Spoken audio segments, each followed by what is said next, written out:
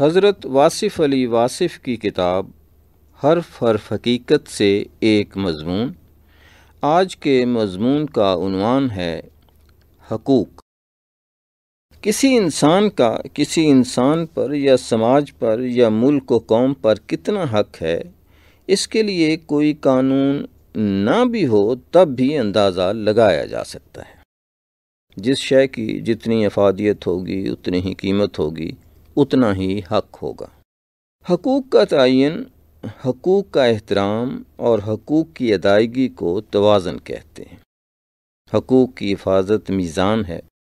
حقوق کا لحاظ کرنے والا معاشرہ ایک متوازن اور فلاحی معاشرہ کہلاتا ہے۔ زندگی حقوق سے باہر نکل جائے تو سرکش و باغی ہو جاتی ہے، اس کی تمام قدریں پامال ہو کر رہ جاتی ہیں اور اس کا تمام جمال ختم ہو جاتا ہے۔ اگر زندگی حقوق سے محروم ہو جائے تو ایک بے بس محکوم شے بن کے رہ جاتی ہے۔ کامیاب معاشرہ وہی ہے کہ چپکے سے فرائض ادا ہوتے رہیں اور چپکے سے ہی حقوق ادا ہوتے رہیں۔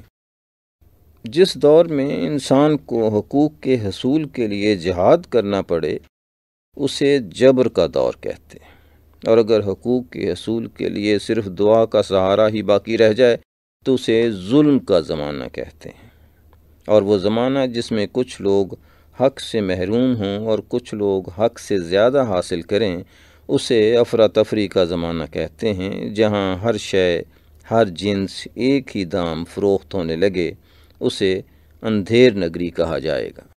حقوق اور اہمیت کا لحاظ ہی معاشروں کو ترقی کی منازل عطا کرتا ہے۔ ایک دوسرے کے حقوق کے احترام سے ہی سماج میں قیام پیدا ہوتا ہے۔ دوسروں کے حقوق کا احترام کیے بغیر اگر ان پر اختیار جتایا جائے تو ممکن ہے کچھ عرصے کے بعد جتانے کے لیے اختیار ہی نہ رہے۔ حقوق کی ادائیگی محبت پیدا کرتی ہے اور حقوق کی پامالی نفرت۔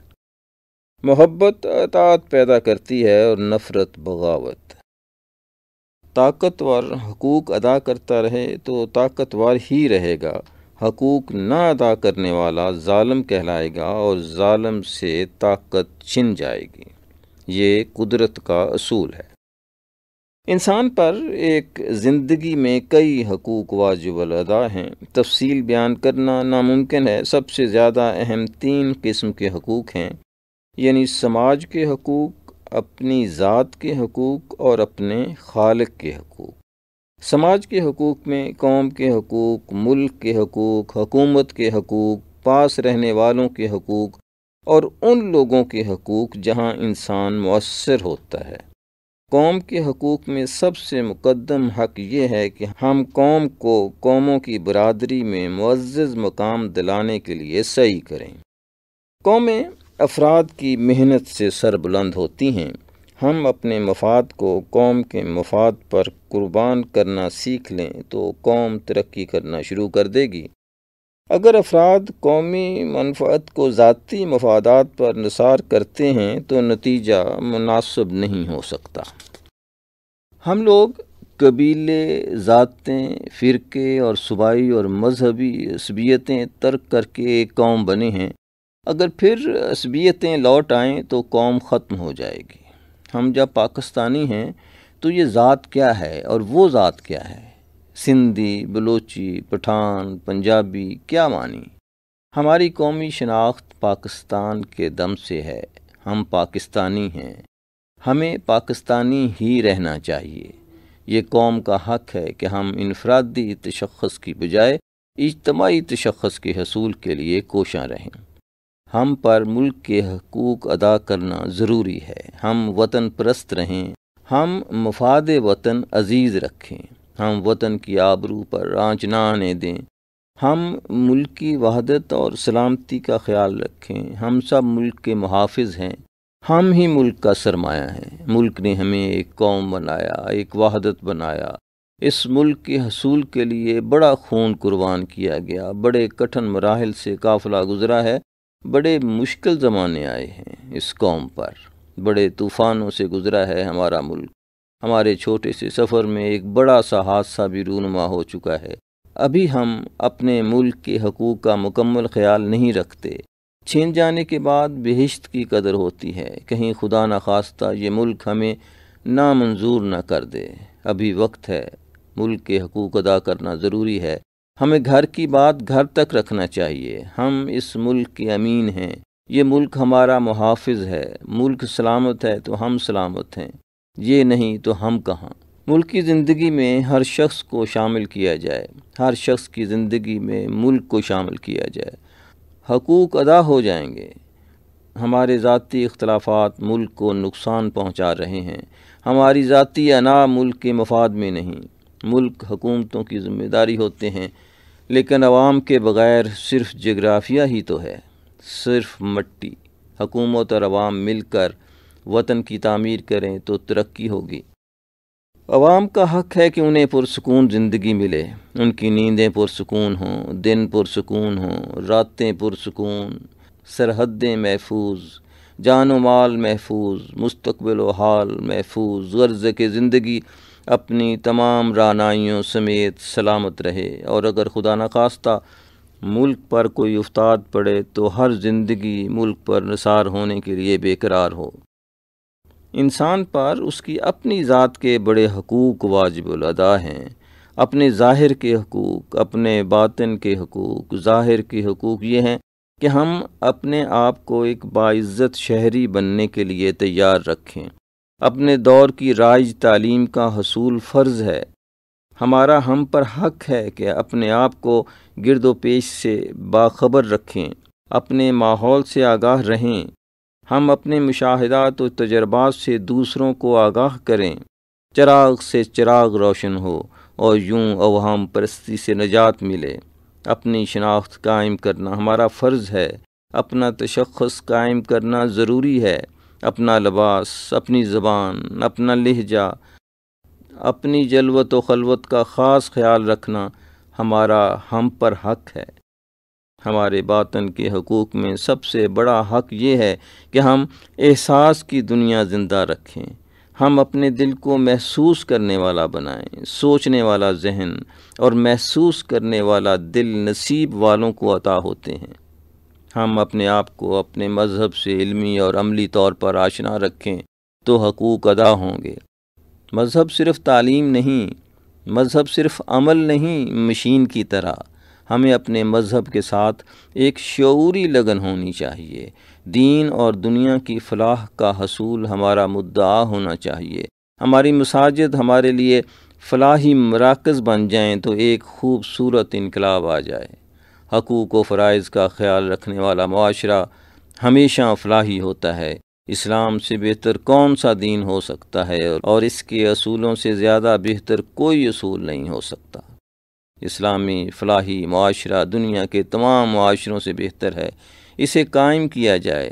اسلامی فلاحی معاشرہ حکم اور چہرے سے قائم نہیں ہو سکتا، یہ محبت اور شوق سے قائم ہوگا۔ ہم ایک دوسرے کا خیال رکھیں، معاشرہ بن جائے گا۔ جب تک انسان اپنی روح کو بیدار نہیں کرتا، وہ کوئی فلاحی کام نہیں کر سکتا۔ ایک روشن روحانی زندگی کا حصول بھی ہم پر فرض ہے۔ یہ ہمارا حق بھی ہے کہ ہم کسی روحانی تجربے سے گزریں، اور اگر ممکن نہ ہو تو کم از کم کسی روحانی بزرگ سے آشنائی تو ہونا چاہیے۔